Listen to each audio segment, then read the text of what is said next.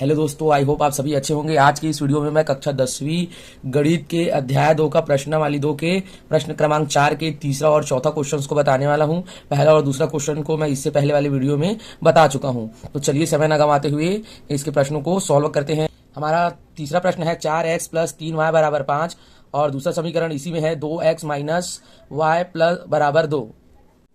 चलिए इसको सॉल्व करते हैं। तो इसको मैं क्या करूंगा, इसको ही मैं प्रतिस्थापन विधि से सॉल्व करूंगा। इस वाले ऊपर वाले समीकरण को पहला नाम दूंगा और इसको दूसरा समीकरण का नाम दूंगा। ठीक है, फिर यहां पर लिखेंगे हम प्रतिस्थापन विधि से, प्रतिस्थापन विधि से। तो यहाँ पर हम क्या करेंगे, इसमें किसका मान निकाला जा सकता है, यहाँ पर समीकरण 2 का मान निकाला जा सकता है। तो मैं बोलूंगा समीकरण 2 से, समीकरण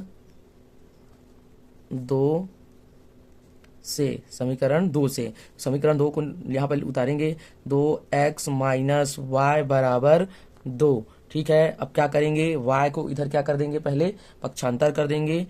तो ये हो जाएगा 2 प्लस का क्या हो जाएगा, y हो जाएगा। या आप चाहोगे तो y का वैल्यू निकाल सकते हैं। तो y को हम इधर क्या कर देंगे, पक्षांतर कर देंगे और 2 को इधर ले आएंगे।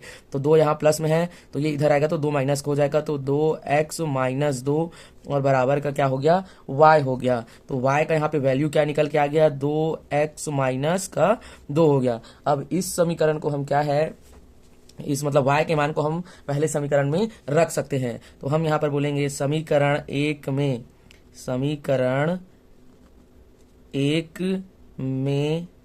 y का मान रखने पर, ठीक है, y के मान को रखने पर, तो हमारा यहाँ पर है 4x प्लस 3 और y के जगह में हमको क्या लिखना है अब, उसके मानों को। तो मान है 2x माइनस 2 और बराबर में क्या है, इसके 5 है। ठीक है, तो 4x का यहाँ पर क्या रहेगा, 4x ही रहेगा।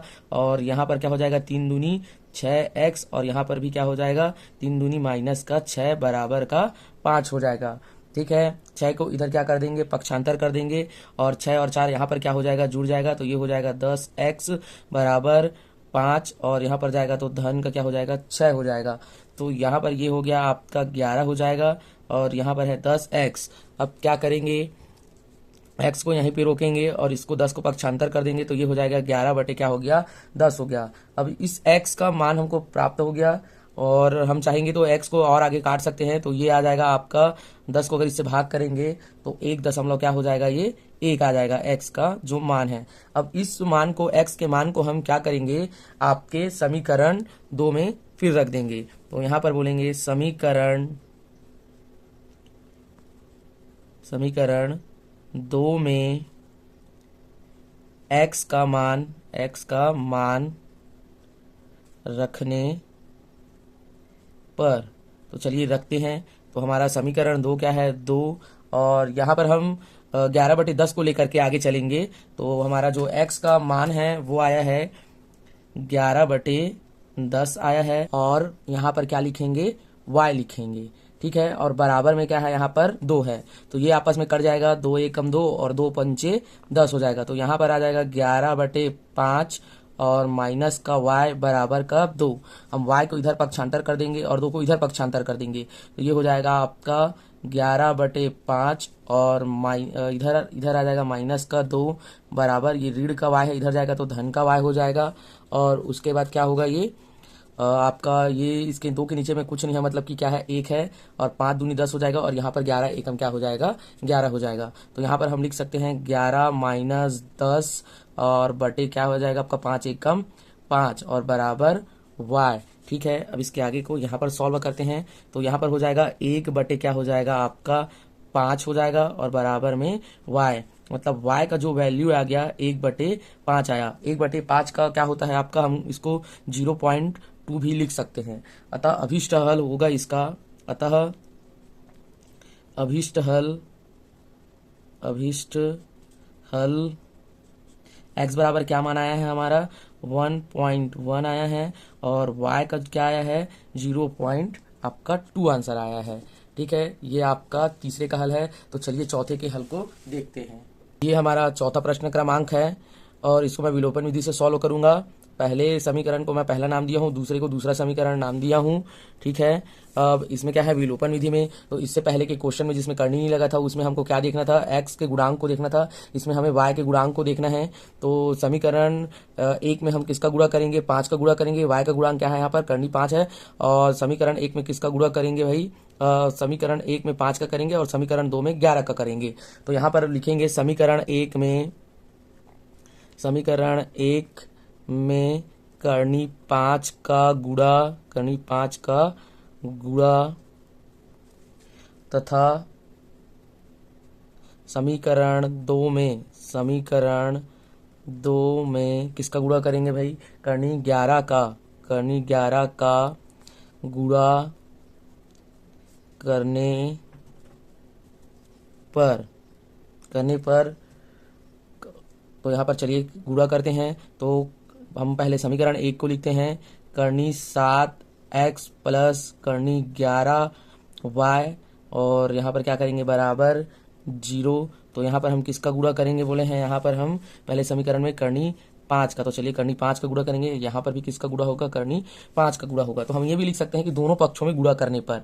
ठीक है, तो यहाँ पर 5 सत्ते क्या हो जाएगा, 35 हो जाएगा। 35x प्लस 11 पंचे क्या हो जाएगा, 55y हो जाएगा, और ये 0 का 0 रहेगा। ठीक है, अब इसके बाद हम क्या करेंगे, दूसरे समीकरण का बोले हैं तो दूसरे समीकरण को यहाँ पर लिखेंगे, करनी 3x माइनस 5y बराबर क्या करना है, 0 करना है। और यहाँ पर इसका क्या का गुणा करेंगे बोले हैं, यहाँ पर हम 11 का गुणा करेंगे, करनी 11 का। तो यहाँ पर भी करनी 11 का क्या होगा, गुणा होगा। अब ये हो जाएगा 11 तिया कितना हो जाएगा, 33 हो जाएगा। 33 करनी का और 11 पंचे ये क्या हो गया आपका 55y, और ये आपका क्या हो गया, 0 हो गया। हम इसको नाम दे देंगे समीकरण 3 नाम दे देंगे इसको, और इसको क्या नाम दे देंगे, इसको समीकरण चौथा नाम दे देंगे।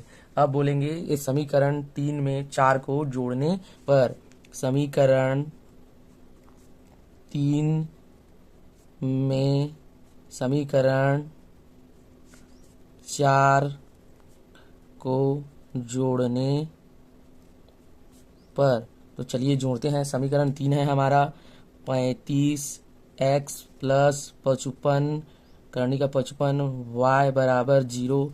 यहाँ पर है करनी 33 x ऋण 55y, और बराबर में क्या हो गया, 0 हो गया। तो इसको हमें क्या करना है, जोड़ना है। तो ये वाला आपस में क्या हो जाएगा, कट जाएगा। उसके बाद हमारे पास क्या बचा, यहाँ पर हमारा बचा है 35x प्लस क्या बच गया, करनी 33x बराबर 0। अब इसमें क्या कॉमन निकल जाएगा, इसमें x कॉमन निकल जाएगा। तो x को कॉमन निकालेंगे तो यहाँ बच जाएगा करनी 35 प्लस करनी 33 बराबर 0। तो अब क्या करेंगे, इसको 0 की तरफ पक्षांतर कर देंगे। तो ये इसके साथ गुणा के चिन्ह, ये इधर जाएगा तो किधर किस में चला जाएगा, गुणा में चला जाएगा। तो ये आपका भाग में चला जाएगा, तो ये आपका सीधा सीधा क्या हो जाएगा, ये गुणा में इसके साथ, तो इधर जाएगा तो 0 हो जाएगा। तो ये गुणा में चला जाएगा 0 की तरफ में, करनी 35 और धन करनी 33। तो ये पूरा का पूरा x का वैल्यू क्या आ गया, आपका 0 आ गया। अब इस जो 0 आए मान को हम क्या करेंगे, समीकरण 1 या 2 में रख देंगे। तो मैं समीकरण 1 में क्या है, इस मान को रखूंगा। समीकरण 1 में x का मान रखने पर, तो चलिए हम समीकरण 1 में x का मान को रखते हैं। ठीक है, तो समीकरण 1 क्या है हमारा, करनी 7, और x की जगह में क्या आ जाएगा, 0 आ जाएगा। और यहाँ पर क्या है, प्लस 11y बराबर क्या है आपका 0 है। तो ये 7 शून्य, करनी 7 का 0 के साथ में गुणा होगा तो ये पूरा पूरा शून्य हो जाएगा। हमारे पास क्या बचेगा, करनी 11y बराबर क्या हो गया, 0 हो गया। y को यहीं रोकेंगे और करनी को इधर क्या कर देंगे, पक्षांतर कर देंगे। तो ये इसके साथ में गुणा में है, ये इसके गुणा में है, इधर जाएगा तो किस में हो जाएगा, भाग में हो जाएगा। तो ये भी सीधा सीधा क्या हो गया, शून्य हो जाएगा। आपका y का मान भी क्या हो जाएगा, शून्य हो जाएगा। तो हमारे यहाँ पर अभिष्ट हल क्या प्राप्त होगा, x का भी मान 0 हो गया और y का भी मान क्या हो गया, 0 हो गया। तो यही क्या है, आपका विलोपन विधि है कि x और y के मान क्या हो गए, पूरा विलोपित हो गए। तो ठीक है, इसके आगे के क्वेश्चंस को मैं नेक्स्ट वीडियो में बताऊंगा। अगर आपको अच्छा लगता होगा वीडियो तो बिल्कुल कमेंट करिए, शेयर करिए। Thank you.